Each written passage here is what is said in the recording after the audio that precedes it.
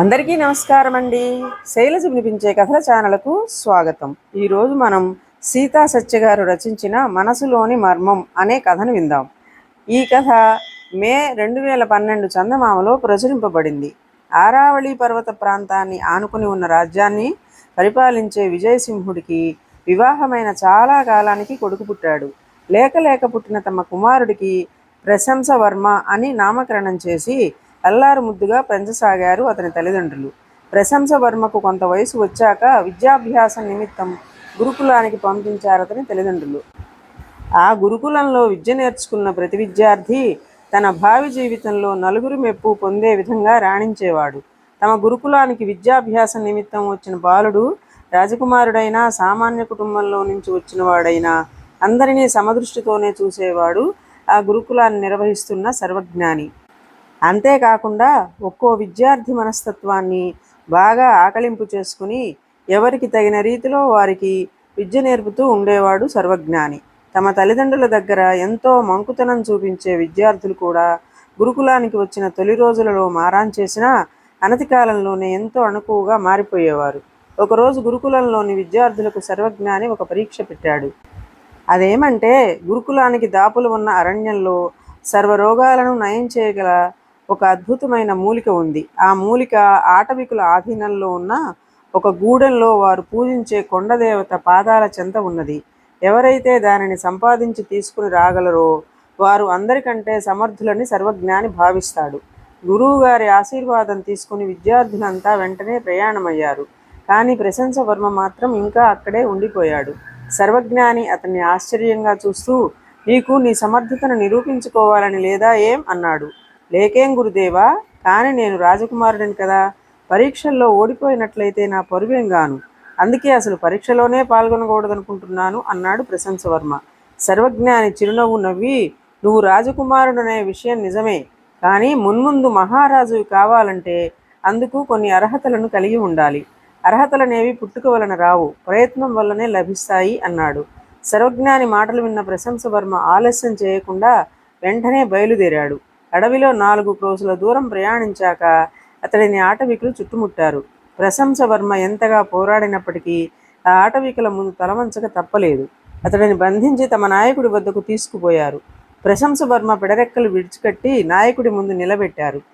అతడిని బంధించిన ఆటవికులు. నాయకుడు ప్రశంసవర్మ వైపు చూసి, ఎవరు నువ్వు అని గద్దించాడు. నాయకుడి మాటలకు ప్రశంసవర్మకు అంతులేని కోపం వచ్చింది. నా కట్లు విప్పి చూడు, నేనెవరినో నీకు తెలిసేలా చేస్తాను అన్నాడు ప్రశంసవర్మ. అందుకు నాయకుడు కోపం తెచ్చుకోకుండా, అదీ చూస్తాను, వీడి కట్లు విప్పండిరా అని ఆదేశించాడు.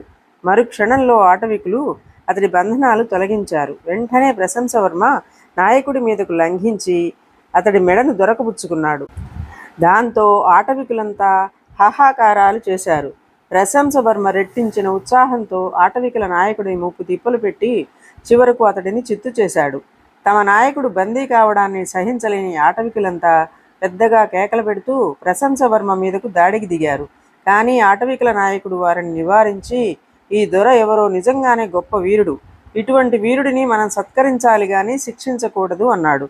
ప్రశంసవర్మ భుజాలు ఎగరేసి, ఇప్పుడైనా తెలిసిందా నేనేమిటో అన్నాడు. ఆటవికుల నాయకుడు స్వయంగా తానే ఆ మూలికను తెచ్చి ప్రశంసవర్మకు ఇచ్చి, ఇంకేం కావాలో కోరుకోదరా అన్నాడు. మా వాళ్ళందరినీ విడిచిపెట్టు అన్నాడు ప్రశంసవర్మ.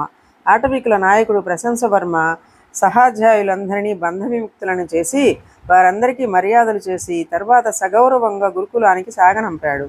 అద్భుతమైన మూలికను సంపాదించి తెచ్చినందుకు, సహాధ్యాయులను విడిపించుకుని వచ్చినందుకు సర్వజ్ఞాని తనని ఎంతో మెచ్చుకుంటాడని భావించాడు ప్రశంసవర్మ.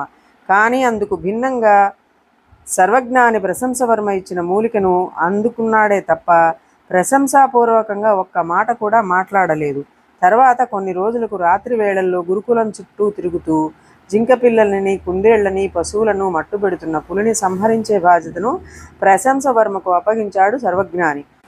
పులి అడుగుజాడల ఆధారంతో అది ఏ ఏ వేళల్లో ఎక్కడెక్కడ తిరుగుతోందో బాగా ఆకలింపు చేసుకుని 3 రోజుల్లో దానిని మట్టుబెట్టి చచ్చిన పులిని గురుకులంలోకి ఈడ్చుకుని వచ్చి సర్వజ్ఞాని ముందు పడేశాడు ప్రశంసవర్మ. ఈసారి కూడా సర్వజ్ఞాని ఏమీ మాట్లాడలేదు. చివరకు ప్రశంసవర్మ విద్యాభ్యాసం ముగించి తిరిగి తన రాజ్యానికి వెళ్లే రోజు రానే వచ్చింది.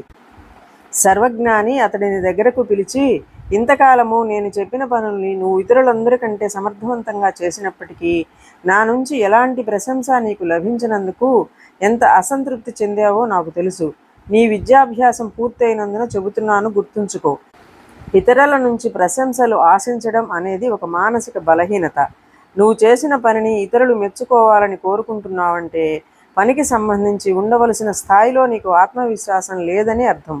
పొగడ్తలు ఆశించడం ఒక మానసిక అవసరంగా భావించినంత కాలము ఏ వ్యక్తిలోనూ మానసికపరమైన ఎదుగుదల ఉండదు.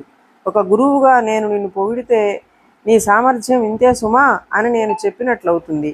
అలా కాకుండా నేను మౌనంగా ఉంటే నీ సామర్థ్యానికి ఇది పొగడవలసినంత పని కాదు సుమా అని చెప్పకనే చెప్పినట్లు నువ్వు భావించి ఉంటే నా నుంచి ప్రశంసలు లభించనందుకు నువ్వు ఇంత అసంతృప్తి చెంది ఉండేవాడివి కాదు. వెళ్ళిరా. నా విద్యార్థులందరిలో నువ్వే ఉత్తముడు అని ఇప్పుడు చెబుతున్నాను.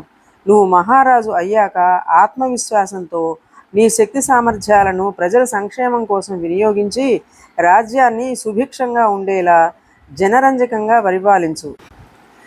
నీ తల్లిదండ్రులు నీకు ప్రశంసవర్మ అని పేరు పెట్టినందుకు ఇతరుల నుంచి ప్రశంసలను ఆశించే బలహీనత నీకు ఉన్నదని ప్రజలు చెప్పుకునే విధంగా కాకుండా నీ రాజ్యంలో ప్రతి పౌరుడు నిన్ను వేనోళ్ల పొగుడుతూ మా మహారాజును ఎంత ప్రశంసించినా తక్కువే, ఎందుకంటే అతడు నిజంగా సార్థక నామధేయుడే అనుకునే విధంగా ప్రవర్తించు. శుభం అని చేయెత్తి ఆశీర్వదించాడు. ఇదండి కథ. ఈ కథ మీకు నచ్చినట్లయితే లైక్ చేయండి, షేర్ చేయండి, కామెంట్ చేయండి, సబ్స్క్రైబ్ చేసుకొని నన్ను ఎంకరేజ్ చేయండి. నమస్కారం అండి.